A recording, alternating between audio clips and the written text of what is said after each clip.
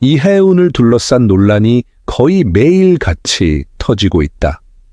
그러나 이번만큼 황당한 경우도 드물다. 이해운 자녀 논란이 불거졌는데 날짜를 확인해보니 이 사안은 2006년에 벌어진 일이며 무려 한나라당 시절의 사건이라는 점이 확인됐다. 그래서 이 문제가 더 본질적이다. 국민의힘은 과연 무슨 말을 할 수 있느냐는 질문이 자연스럽게 따라온다. 이해운을 둘러싼 의혹은 하루가 다르게 불어나고 있다. 녹취 의혹, 부정약물 의혹, 자녀 관련 의혹이 한꺼번에 쏟아지는 가운데 이번에는 정치 자금 문제까지 새롭게 제기됐다. 그런데 이 사안을 바라보는 핵심은 따로 있다. 이해운 개인의 적격성과는 별개로 이 문제를 끌어오는 국민의힘의 방식 자체가 지나치게 우스운 자기 모순이라는 점이다. 지금 국민의힘이 하는 말을 그대로 따라가다 보면은 결론은 결국 국민의힘의 과거로 되돌아간다. 이것이 이 사건의 구조다. 과거를 파헤치다 보니 가장 먼저 드러난 얼굴이 자기 자신이라는 점에서 이 상황은 꽤나 아이러니하다. 한국일보 보도에 따르면 시민단체 투명사회를 위한 정보공개센터가 선거관리위원회로부터 확보한 국회의원 고액 후원자 명단을 분석한 결과 이해운은 제17대, 제18대, 제20대 국회의원 재임 동안 시구의원 출마 예정자 또는 전직 시구의원 5명에게서 총 3,140만 원을 후원금으로 받았다. 구체적으로 가 씨가 950만 원, 나 씨와 다 씨가 각각 700만 원, 라 씨가 490만 원, 마 씨가 300만 원을 후원했다. 문제는 액수 자체가 아니라 흐름의 모양이다. 이 후원금은 공천심사위원회 전후에 집중됐고 후원 시점이 2006년 지방선거 공천 일정과 맞물린다는 점이 정면으로 제기됐다. 당시 한나라당은 2006년 5월 지방선거를 약 석 달 앞둔 2006년 2월 17일에 시도당 공천심사위원회를 구성했다. 그 이전에 돈이 몰렸다는 것이다. 가 씨는 2005년 11월 30일에 450만 원을 낸 뒤 3개월도 지나지 않은 2006년 2월 21일에 500만 원을 추가로 냈다. 라 씨도 2005년 11월에 500만 원, 2006년 1월에 200만 원을 나눠내는 방식으로 700만 원을 후원했다. 나 씨와 마 씨의 후원 역시 각각 2006년 1월과 3월에 이루어졌다.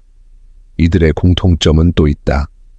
이들 4명은 모두 2006년 서울시 의원 또는 시구 의원으로 당선됐다. 정치자금법상 연간 기부 한도 500만 원을 넘기지 않도록 쪼개냈기 때문에 형식적으로는 위법이 아니라고 주장할 수는 있다. 실제로 청문 준비단 관계자도 합법적 후원이었고 대가성은 없었다고 말했다. 그러나 정치에서 형식만 남고 실질이 사라지는 순간 판단의 주체는 국민이 된다. 법의 줄제만 맞추면 도덕의 저울은 자동으로 사라진다고 믿는다면 그 또한 대단한 낙관이다. 공천을 앞둔 시기에 출마를 준비하던 사람들의 돈이 한 국회의원에게 집중됐고 그 뒤 그들이 공천 경쟁을 통과해 당선까지 이어졌다면 국민은 이를 단순한 우연으로 보지 않는다. 법의 문턱을 넘지 않았다고 해서 정치적 책임의 문턱까지 자동으로 넘는 것은 아니다. 여기서 국민의힘의 태도는 본격적으로 우스워진다. 이 돈의 흐름이 사실이라면 그 시절은 한나라당 시절이다. 한나라당은 국민의힘의 전신이다. 그렇다면 질문은 명확하다. 그때 한나라당은 이 인물을 어떻게 검증했는가? 검증을 했는데도 문제를 몰랐다는 것인가? 아니면 알면서도 넘어갔다는 것인가? 어느 쪽이든 결론은 같다. 지금 국민의힘이 인사검증을 입에 올리는 순간 그 말은 그대로 자기 얼굴을 때리는 말이 된다. 국민의힘이 이해운을 공격할수록 과거 공천 시스템과 내부 기준이 얼마나 허술했는지가 더 또렷해진다. 이것이 이 사안의 역설이다. 국민의힘이 소리를 높일수록 자신들이 과거에 무엇을 방치했는지가 더 크게 들린다. 확성기를 들고 외쳤더니 메아리가 자기 쪽에서만 울리는 형국이다. 국민의힘은 여기서 멈추지 않았다. 이번에는 자녀 변경 특혜 의혹까지 꺼내들었다. 박수영은 이해운의 차남과 삼남이 집에서 가까운 곳에서 공익근무요원으로 근무했고 두 사람 모두 해당 기관에서 처음 배치된 공익근무요원이었다며 특혜가 의심된다고 주장했다. 차남은 2014년 3월부터 2년간 집에서 7km 떨어진 서초구 지역 아동센터에서 근무했는데 병무청 자료에 따르면 해당 센터가 공익근무요원을 받은 것은 2014년부터여서 차남이 첫 공익근무요원이었다는 것이다.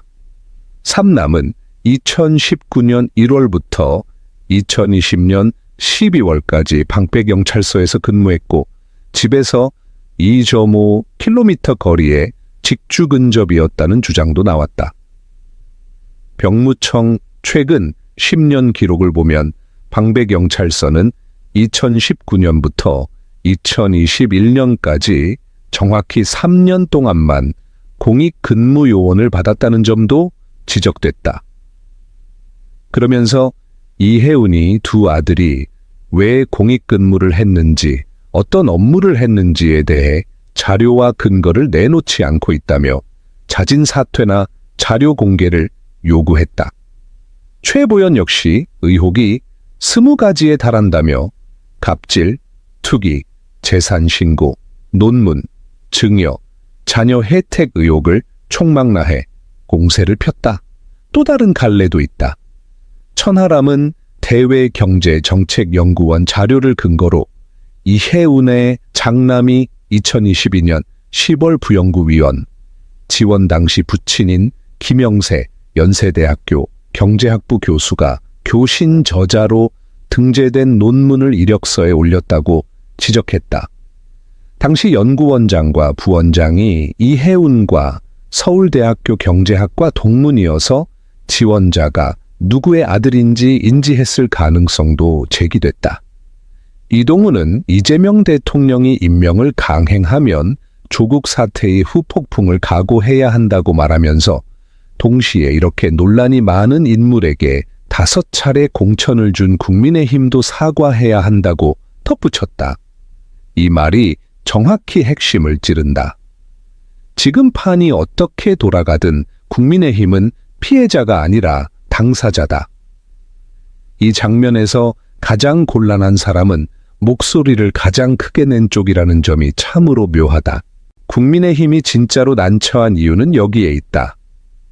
지금 제기되는 의혹들 가운데 상당 부분은 국민의힘 계열 정당의 시간 속에서 만들어졌다. 고액 후원 논란은 2006년 지방선거 공천 국면과 맞물려 있다. 그렇다면 국민의힘은 이 상황에서 이재명 정부를 향해 도덕 훈계를 할 입장이 아니라 자신들이 과거에 운영했던 공천과 검증을 먼저 설명해야 한다. 그러나 국민의힘은 그 설명을 피한 채 마치 남의 일인 것처럼 손가락질부터 한다. 이것이 코미디다. 또 직설적으로 말하면 국민의힘은 이해운을 공격하는 순간 스스로 과거를 파헤치는 삽을 들고 있는 셈이다. 이해운이 나쁘다는 말이 나오는 순간 그 말 끝에는 그런 이해운을 계속 써온 사람이 누구냐는 질문이 자동으로 따라온다. 국민의힘은 그 질문을 피할 수 없다. 게다가 자녀 논란을 두고 목소리를 높이는 장면은 더 난감하다. 국민의힘 내부에서도 자녀와 가족을 둘러싼 의혹이 끊이지 않았기 때문이다. 나경원, 주진우 같은 이름이 거론되는 이유도 여기에 있다. 여기에 더해 조국 혁신당 박은정 의원은 검사 시절 나경원 남편이 전화로 청탁을 했다는 취지의 발언을 한 바가 있다고 알려졌다. 이런 말들이 공론장에서 반복될 만큼 쌓였다는 사실 자체가 국민의힘이 자녀 문제로 남을 심판할 도덕적 우위를 확보하지 못했다는 뜻이다. 물론 이해운 의혹이 사실이라면 그 자체로 엄정하게 따져야 한다. 다만 국민의힘이 이 사안을 들고 너희 정부가 잘못했다는 프레임으로 몰아가는 순간 국민은 묻게 된다. 당신들은 내부에서 같은 잣대를 적용한 적이 있었느냐고 말이다. 그래서 국민의힘의 공세는 설득이 아니라 자기 폭로처럼 들린다. 그렇다고 이해운 개인의 문제를 가볍게 넘기자는 뜻은 아니다. 오히려 반대다. 이해운에게 잘못이 있다면 수사받고 처벌받아야 한다. 공직 후보자라면 더 높은 기준을 적용받아야 하고 국민이 납득하지 못하는 지점이 남아있다면 임명철회라는 결단도 가능하다. 이재명 정부와 민주당이 해야 할 일은 분명하다. 청문회라는 절차 뒤에 숨어 시간을 끌 것이 아니라 지금까지 제기된 의혹들에 대해 가능한 한 빠르고 구체적으로 설명하고 설명이 불가능한 부분이 있다면 스스로 정리해야 한다. 국민은 탕평이나 실용이라는 말 자체를 싫어하지 않는다. 다만 그 말이 검증을 미루는 방패로 쓰이는 순간 기대는 실망으로 바뀐다. 이 점은 이재명 정부도 가볍게 넘길 문제가 아니다. 동시에 국민의힘이 지금 보이는 모습 역시 그냥 넘어갈 수 없다.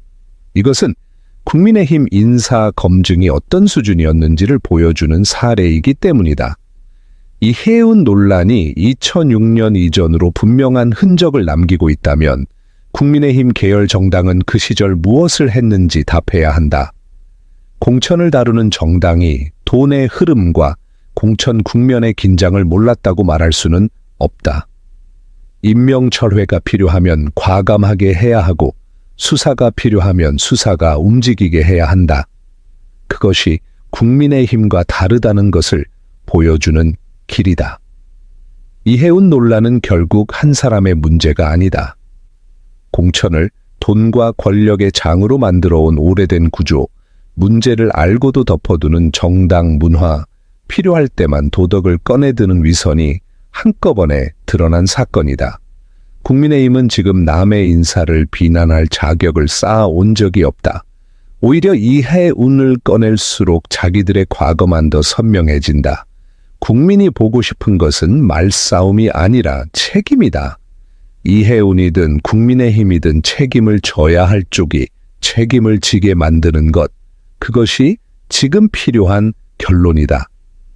오늘 내용은 여기까지다. 유익했다면 구독과 좋아요로 영상 제작에 힘을 보태주기 바란다.